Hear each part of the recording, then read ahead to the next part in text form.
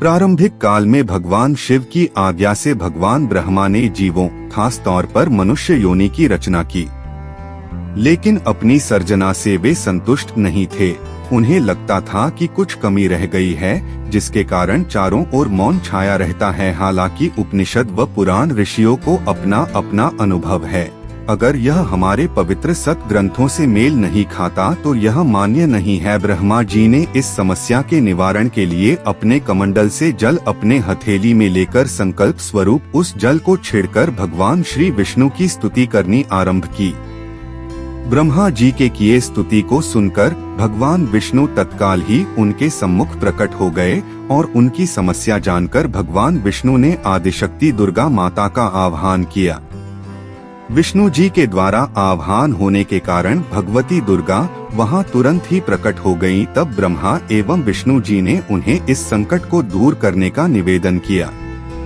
ब्रह्मा जी तथा विष्णु जी बातों को सुनने के बाद उसी क्षण आदिशक्ति दुर्गा माता के शरीर से श्वेत रंग का एक भारी तेज उत्पन्न हुआ, जो एक दिव्य नारी के रूप में बदल गया।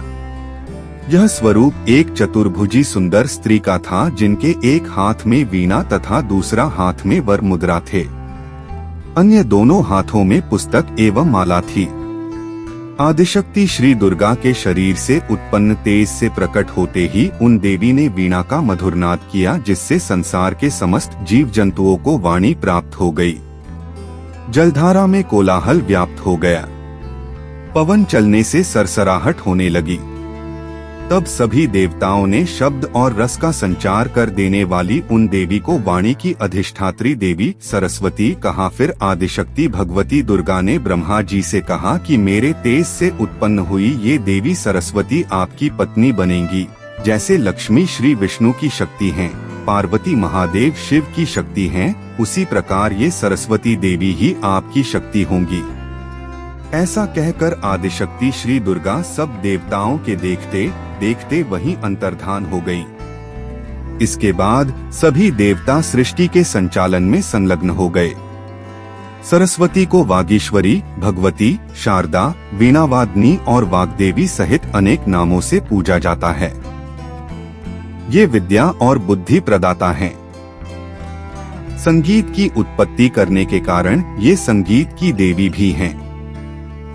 बसंत पंचमी के दिन को इनके प्रकटोत्सव के रूप में भी मनाते हैं। सरस्वती के रूप में ये हमारी बुद्धि, प्रज्ञा तथा मनोवृत्तियों की संरक्षिका हैं। हम में जो आचार और मेधा है, उसका आधार भगवती सरस्वती ही हैं। इनकी समृद्धि और स्वरूप का वैभव अद्भुत है।